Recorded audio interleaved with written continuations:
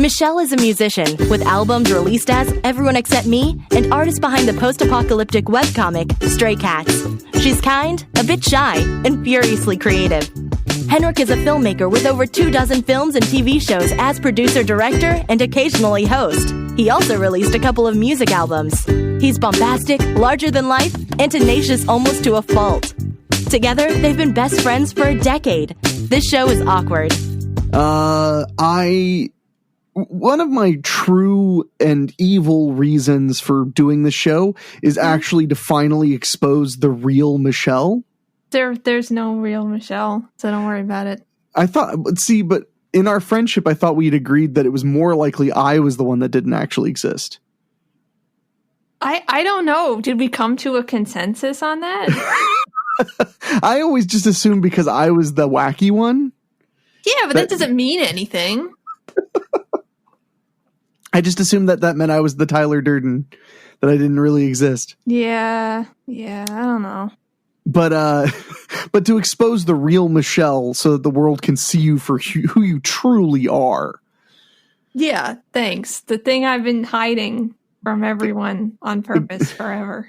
Exactly. So what did you do today? I don't know. You don't know what you did today? You want me to tell you what I did today? Well, in particular, I'm referring to the fact that you just got back from the BMV or DMV. What do you guys have? I don't know. I think it's a DMV. Okay, we have BMVs. Yeah, I don't really know what it is because it's not like I have that much experience with the PA one.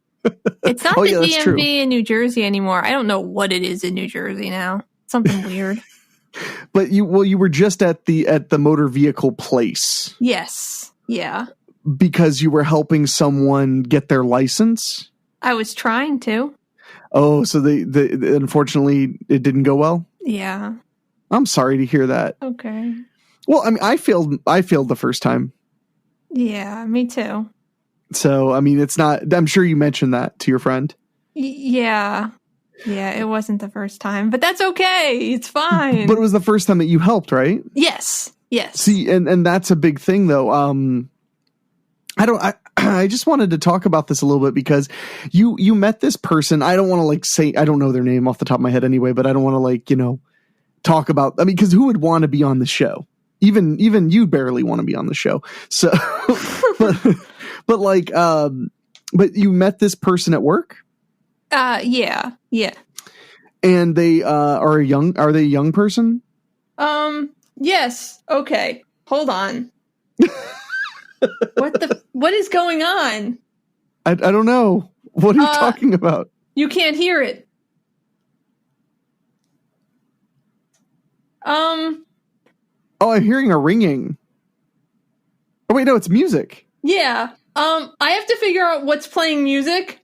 I'm so sorry. What the hell? I have an idea. No, it's not that. Is it this? No. I can hear it, yeah, just barely. I can hear this music.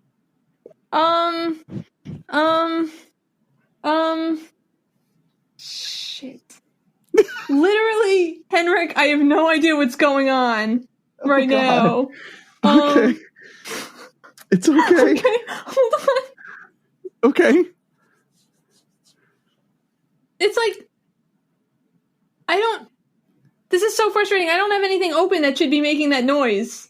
It's coming from your computer? Yeah. Oh boy. I found it.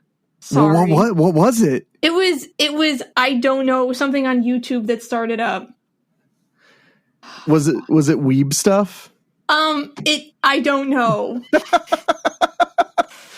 Okay. I'm sorry. Well, it's okay. The freak out was pretty amusing. Oh, good.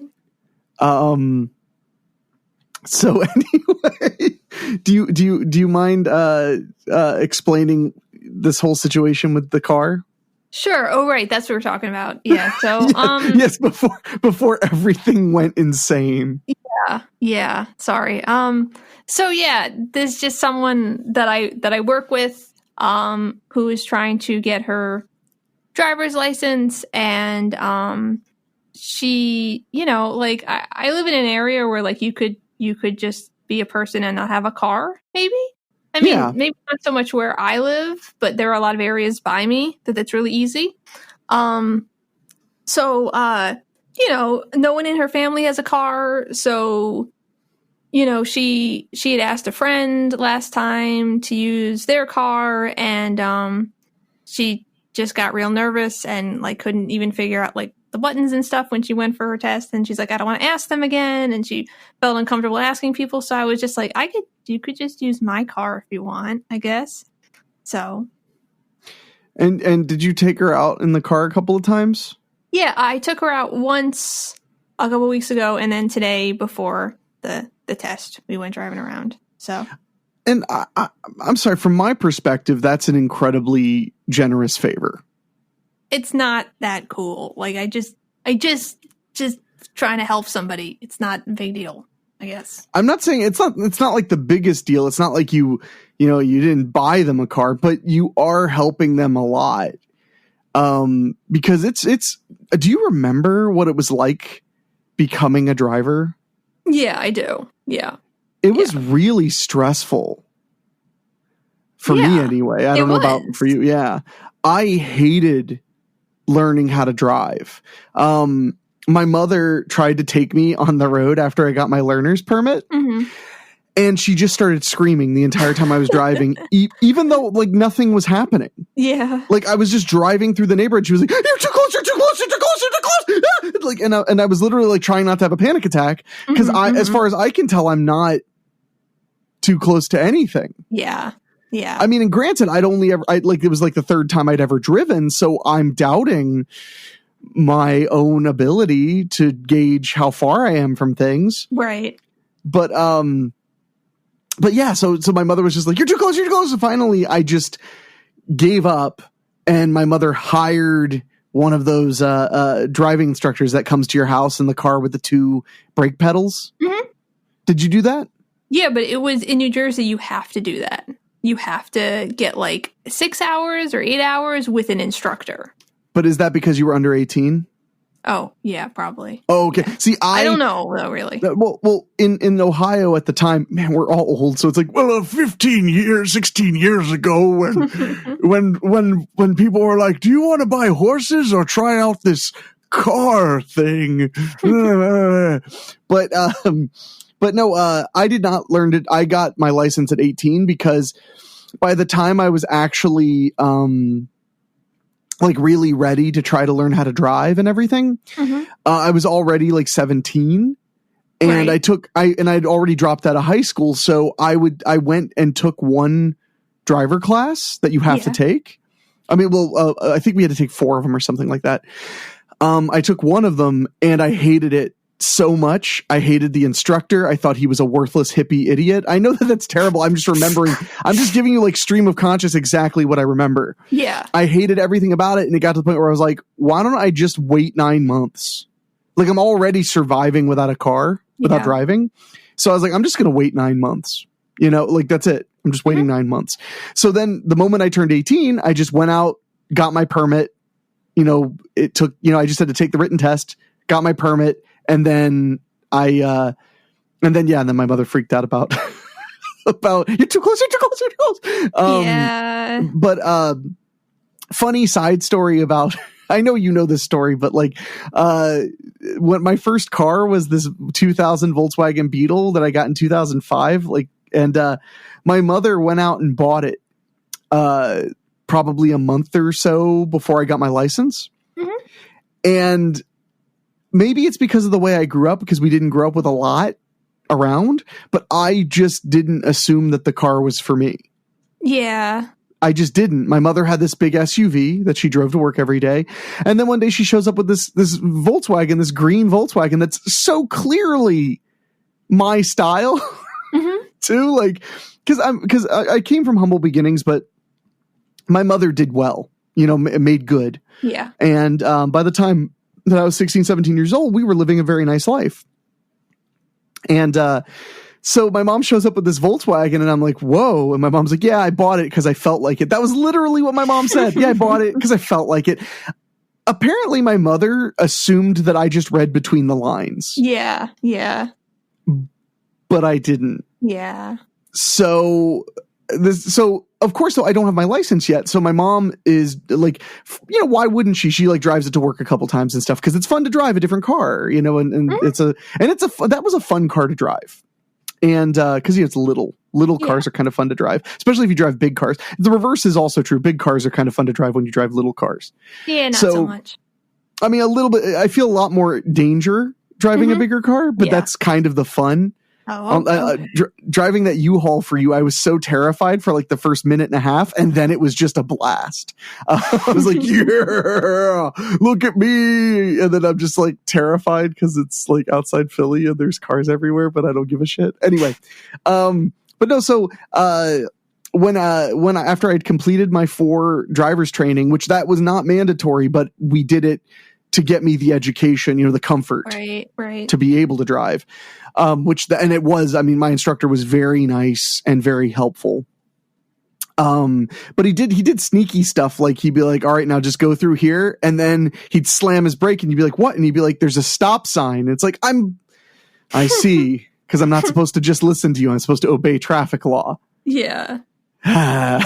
Stuff like that. But so then when I was getting ready to take my test for the first time, I came to my mom and just very kind of timidly was just kind of like, hey, do you think like when you're not using the Volkswagen, I could, drive it every now and then if I need a car? And my mom just looked at me like, it's your car. Are you serious? It's your car. And I was like, oh, thank you. My mother, people wonder where I get my weird sense of humor. They wonder, and it's from my mother. But no. So then I went and took my test, and it went fine except for the maneuverability. I failed. Okay. So, but I forget how the law worked then. But it was something like you could come back and take it a week later, but if you failed again, then you had to wait a month. Okay. Or something. It was some amount of time. And I will tell you, because even now, a friend of mine just got her driver's license at 33 years old. Mm-hmm. And literally she was telling me like laws, and I was like, that law doesn't make any sense. And and I looked it up, and it's because she thought that laws applied to her that apply to minors. Oh, okay. Because it was like if you fail the test twice in a row, you have to wait like a really long time if you're 16. But I struggled to even find the laws for getting your license if you're over 18 because it's so uncommon, I guess. Right. Yeah. To need like heavy details. Like if you're 18, I guess they assume and oftentimes that you would just like walk in, take the written test, and then take the driving test. Mm-hmm. I mean, if you've already learned, it's because I have a lot of anxiety. So driving was scary. But now I love driving, and that's why what I was saying about like, oh God, like when I just remember the second time I went in to take the test and I passed my maneuverability, I just remember being so amazed that was the end forever. Like, okay. And now I just have my driver's license forever. Yeah. Pretty much. Yeah. I mean, like, I never have to come back here and take any more tests or worry about any of this ever again. That's it. Mm-hmm. It like blew my mind because, for the last 4 months, it was all I thought about. Yeah. And then it was like, well, then never again. So you tell me about when you got your driver's license. I was going to go into talking about maneuverability, but we'll get there probably by nature. Yeah. I don't even know what that means, but okay. Yeah, no, when I took my test thing, I failed, like, because we had discussed this just a couple minutes before, actually, talking with each other in the taping thing, but, like, you don't have parallel parking on? Yeah, we don't do actual parallel parking. We do maneuverability. I don't know what that means. Maneuverability is where they set up 5 cones Okay, so I'm trying to describe this. Okay, so 4 cones are in like a box, a square. Okay. On the ground. And then there's 1 cone at the top that makes it kind of like a house if you traced it. You know, puts a little triangle at the top. So then what you do is you drive your car, well, you sit in your car and it's lined up right in the middle of the 4 cones, you know, that are square. And the instructor is allowed to tell you go right or go left. And what you have to do is drive through those cones and then go right or left at the cone that's in the middle, you know, like the little hat, the tip of the hat. And then you have to, you know, go to the side of it and then get your car perfectly next to it. You know, so the ass end of your car is parallel. Okay. Then you have to back through. Okay. Without touching any of the cones. Okay. So it is technically a parallel park test, but it is not literally, you do not literally parallel park in your test. Yeah. You do maneuverability. I mean, it's not quite the same thing because like you have somebody telling you what to do, basically. Well, all they're telling you to do is pull to the left and then you have to figure out the rest. Okay. I mean, they don't tell you like how to maneuver through it or anything. You have to know how. Okay, I'm very confused, but yeah. I mean, because basically you're just moving the car through a relatively tight space forwards and backwards. Right, which is not exactly like parallel parking. It's just similar. Yeah. I guess. Well, because I only knew stuff about like driving instruction and stuff from television. So I assumed I was going to have to take a parallel parking test. Yeah. And then I didn't. But maneuverability was very difficult. I failed it the first time. Right. And the worst part is like even your instructor will be like, just pray that they say right. or no, pray that they say left. That's what it was. Pray that they say left because that is the easiest. If they say right, it's going to be difficult. Interesting. Well, because if they say left, then your right side is to the pivot point. Yeah. So it's a little bit easier to kind of gauge where you're at. Okay. The secret, by the way, they have poles that stick out of them so you can see where they are, you know, up to 5 feet off the ground or whatever. The secret is back up because the forward part's easy, is back up until the stick reaches about where your 2 windows meet, like your driver's side window or your front window and the back window of your car. Okay. And the moment you reach that point, turn the wheel all the way toward the cone. And then back up further. And then you have to kind of compensate, and that part is difficult. You just have to figure it out. Right. Anyway, this is getting way more boring than I thought because I'm being boring. So you actually had to parallel park. Yeah, because everybody does have to, like in New Jersey and in PA, and I'm assuming in New York, it's part of the test. You have to parallel park. And if you don't parallel park well enough, you fail. And these are like, it makes total sense, like where I live in like really close to Philly right now, but where I lived in New Jersey, like you don't ever parallel park. Like I guess if you go into like Princeton, you could parallel park, but there's also lots. Like you don't need to. Everybody has a driveway. So it's a little bit weird. But it's not easy to parallel park if you don't know how to parallel park. And even when you do, it's kind of difficult sometimes. It has to become muscle memory. And even if you're a great parallel parker, you can just have a day where you just mess up and have to do it again. But I failed on parallel parking, and I don't even remember what I did, but I did something bad and wrong. Yeah, I mean, that sounds about right. I will say, if you pull up to a car and get the ass end of the car right to where your windows meet, that is generally where you cut your wheel to parallel park. Yeah, that makes sense. So I did learn that from maneuverability, but I will also say that I parallel parked my Volkswagen flawlessly one time. And when I say flawlessly, I mean like didn't have to start over, didn't have to, stop and look around, just pulled up and did it. One time, and 3 weeks later the car was dead and I had to get rid of it. Man. So it was like just after 10 years of ownership, I was like, wow, I nailed that parallel parking. And then it was like, this car is dead. Here is your longer car. And I I've parallel parked that car, but again, like never flawlessly. It's always like you do it a little bit and then you're like, I don't know. And then you pull it out a bit again and then you do it again. I mean, where I live, there is very little need for parallel parking anyway. Yeah. So, usually I'll just drive further up and hope that I can find a spot where there's like 2 cars worth of opening.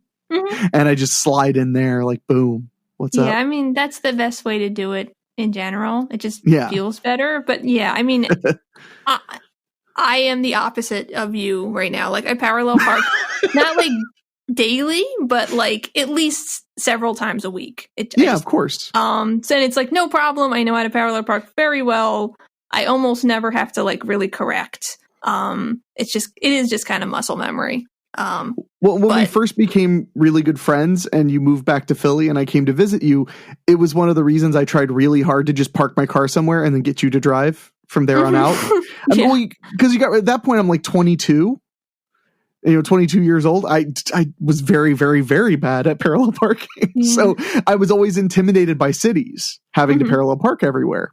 So, but yeah, I would like to be better at it, but also I don't care that much. Yeah, it's not that big of a deal. It just isn't. I mean, it isn't. So when you parallel park in the test, do you actually park between 2 cars or do they put up cones? No. They're not going to let you park between 2 cars and hit people's cars. So it'd be so cool if they did, though. That's the level of stress you need. Well, the thing of it is, it's a little frustrating. And I noticed when it was happening today to the person I took, it's just different when there are cones as opposed to cars. It's just, you're using kind of a different skill set, kind of like, I mean, to kind of know where you need to cut the wheel, that kind of stuff. Yeah. But yeah, there's like cones and they have things sticking out of the cones so you can see them kind of deal. Yes. And you like in PA, you have to, like you only are allowed to turn your wheel 6 times or something. And you must be in the spot. That's weird, but that is a lot. It's not that much when you're parallel parking. Well, I mean, if you're me, yeah, that's not that much when you're parallel parking. But I feel like if you know what you're doing, 6 would be plenty. Sure. And you can't hit the cones, and you have to be like in the spot enough. Like you gotta, be past where the cones start. So you can't touch. Can you touch the cones and only be deducted points? No, you can't touch the cones. See, in maneuverability testing, wow, this is great. Midwest versus East Coast, go. In maneuverability testing, if you fail instantly if you knock over a cone, but you are allowed to touch 1 cone. Now, assuming you haven't lost any more points in other parts of the driving test. Okay. Because I forget how many points it is. I mean, because it's been forever. But it was like, it's a knock. But like, if you didn't lose any more points on anything else, because like I didn't lose any points in any other portion of the driving test. Right. If you didn't lose any other points, because that was one thing my instructor kept telling me is he was like, just remember, if you touch the cone, just take a breath, because you're allowed to start over as many times as you want, as long as, you'll still lose those points for touching that cone. But you're allowed to start over whenever you want, as long as you can get your car back to the starting point without knocking a cone over. Wow. So if you pull forward and all of a sudden you realize like, oh crap, I turned the wheel early, you can back up and start over. They allow that. But if you knock a cone over, instant fail. There's no recovering. And I did exactly what he warned me not to do, which is he was like, if you start to touch a cone, just stop the car and just stop, take a breath and think about what's going on, and then you'll recover. And so of course I touched the cone and then I stopped, panicked, turned the wheel the wrong way and knocked the cone completely over. And fell. Yeah.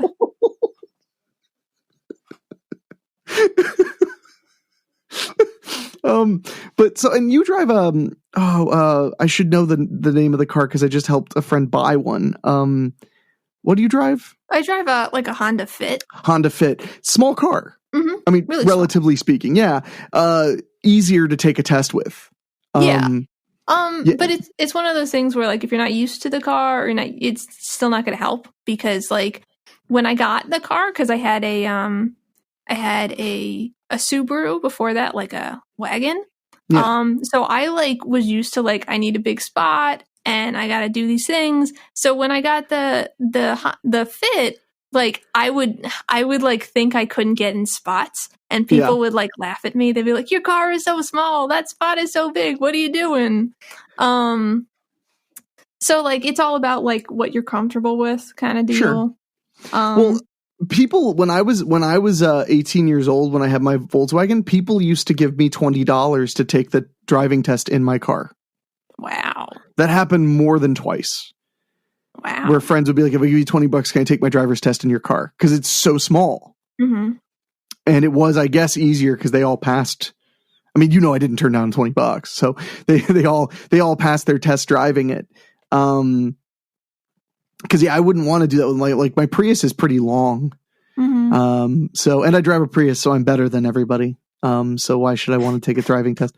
I'm going to tell you though, when you finally come back to Dayton and visit, one of the first things we're going to do is we're going to go after hours to the driving school, and I'm going to make you take maneuverability. Okay.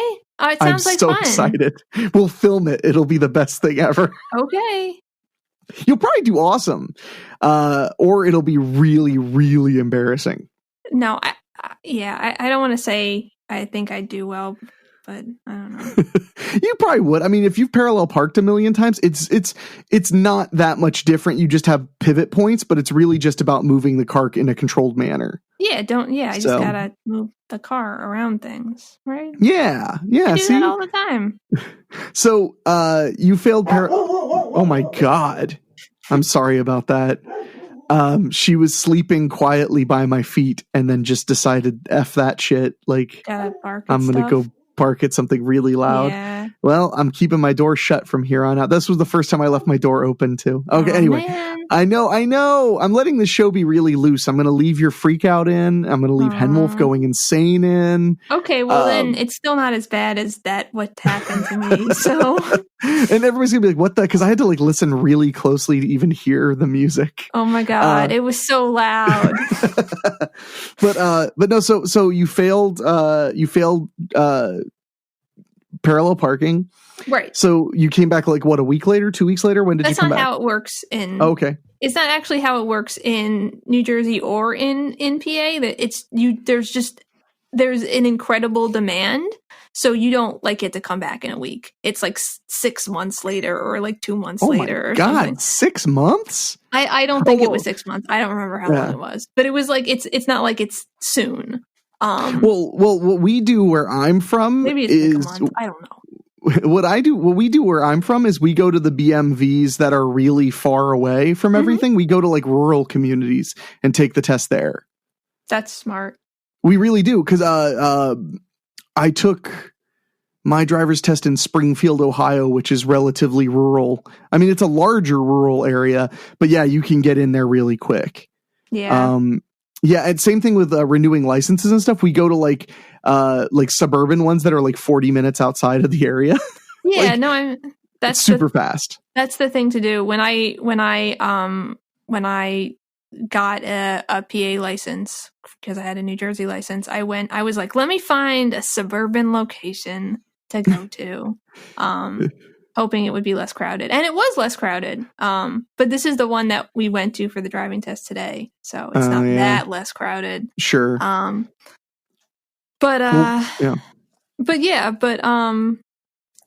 said in PA, you're allowed to have only 6 turns. In New Jersey, at least this is the way it was when I was driving. You could have as many turns as you want. You could adjust for basically forever, as long as you didn't hit cones and you didn't hit the curb.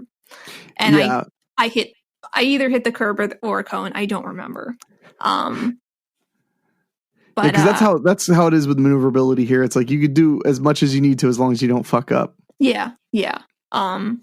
But yeah, I came back however many weeks later, and I passed the test, but I cried the whole time.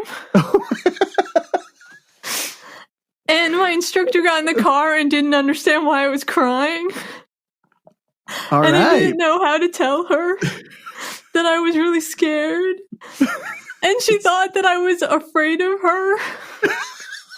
Well, you kind of were. Well, I wasn't afraid. Like, she thought in particular that I had something against her. Well, was she a scary looking person? She was just a lady. She was she kind of had like a no nonsense attitude until, of course, I started crying. And then once she realized I had failed the first time, she like understood what happened. Yeah. But I suck. Wait, is that what you said, or are you just saying that about yourself now? Oh, I'm just saying about myself now. Fair enough. But had you practiced a lot before you went back? Yeah, when I didn't pass parallel parking, we had the instructor that that I did my permit stuff with come back, and he was like, actually, and like we did a little, and he was like, actually, you're okay. So I guess I just kind of freaked out. It's really easy to mess up. My instructor had told me it's all nerves are the biggest thing you have to conquer. Yeah. In fact, he did the thing where he lied and said, if you're really nervous, you take a Tylenol an hour before, and it'll actually calm your blood pressure down and make you blah, blah, blah. That's total bullshit. That's just a thing you say to somebody to give them a placebo. Mm-hmm. I wish... I've been like a skeptic atheist since I was like 16 years old. I totally didn't believe him when he told me that, immediately. I didn't say anything. I didn't go like, because for all I knew he believed it. He didn't. There's no way he could have. Yeah, but at the time I was like, for all I know, he could believe that. So part of me wanted to be like, really? Take a Tylenol for my nerves? And then what? Pray to your God? But I was a pretty annoying little butt neck. I almost said butt neck. Yeah, I stand by that. I stand by butt neck. But yeah, it was just So I what I did was I went to the school, which it's still there. It's like maybe 15, not even 15, like 9 minutes from my house at the time. And I would go there, and they already have the cones set up and stuff for people to practice. So I just went there when they were closed and just did it like 9 times. Like again and again and again and again. Yeah. And then even then I was pretty nervous. The first time around I got like the nicest instructor ever. Mm-hmm. And the second time around I got one that was like really not interested in me succeeding. They were really like annoyed and didn't like the way I dressed. And you could tell by the way they'd look at you and be like, all right, let's do this. And you'd be like, oh, thank you so much. I'm so glad that I'll probably never see you again. In fact, my mother didn't appreciate my mother is like constantly waiting to sniff out somebody being rude to me so that she can attack them. That is my mom. No, we'll be walking around the mall and somebody will stare, and my mother will literally stare right at them. And if they look at her, she'll be like, take a picture. Like, that's my mother. I'm so serious. Wow. My mother is like ready to get in a fist fight. And it's so funny too, because like I'm assuming your mom's not like that. No, she's not. I mean, I just couldn't imagine your mom would be like that. It's so funny because like my mom, the way I just described her makes her sound like super East Coast. My mom's from Kentucky, but she's just like, but literally she would like stare people down and be like, I don't like that they're looking at you. And I'm defending them instead. Like I'm the one who's like, Mom, this didn't like happen to me in some horrible accident. I dress like a weirdo and people stare, and it's, I mean, sometimes people are really, rude, but most of the time they're just like, whoa. And I don't blame them. Yeah. I do, like we were at the movies a couple months ago, Mom and I were, and somebody was staring at me, like really, really staring at me to the point where my mom was like, I wish they would just, mind their own business. And I just looked at my mom and said loudly, I was just like, some people just aren't used to seeing good looking people. You got to put them a break. But because I don't take staring personally. The only thing I take personally is if people try to covertly take a photo of me. Yeah, I could see that. That upsets me because they can if they ask if they could, and people do, if they ask if they could just take a picture of me, not necessarily with me, just of me, because they're just like, I just want to show my friend like how you dress and stuff. I'm like very flattered. I never get offended by that. I'm like, let's do it. But I've caught people covertly taking pictures in the past. My favorite story was one time I caught a woman trying to take a picture of me covertly with her phone, doing the whole thing, like holding it at a very awkward angle where it's clearly pointing right at you. Mm-hmm. but they're not looking at it. You know, they're like doing something else. I caught them doing that. So I looked right into the camera. Yeah. Like just like right into it. And then when they looked down at their phone, their eyes got all wide and they looked at me and I was just staring at them. That's pretty great. I wish that worked every time that happened, but it worked that one time and it was really pretty great. Yeah. So excuse me. So what how does your mom react when people stare at you? I don't know. Really? You don't know? Like your mom doesn't say anything or get, just no? No. So it may just be my mom that's like that. Just my mom looking for a fight wherever she can. I mean, my mom has literally like walked up to strangers and said like, "Stop staring at my kid." Like she's something, man. Yeah. Well, I mean, good for your mom, I think. I mean, that's good. I mean, so has anybody ever tried to like covertly take a photo of you? I have no idea. I've never caught anyone doing that before. So well, then they're very good at it. Or I'm just not paying attention, you know? I mean, they're kind of the same result though. Yeah. It takes two to like sneak something, one person to miss it and one person to do it. Yeah, I guess that's true. So in a way, you'd be working as a team to accomplish this goal. Yeah. in a way. So, well, is there like a weirdest like reaction to the way you look?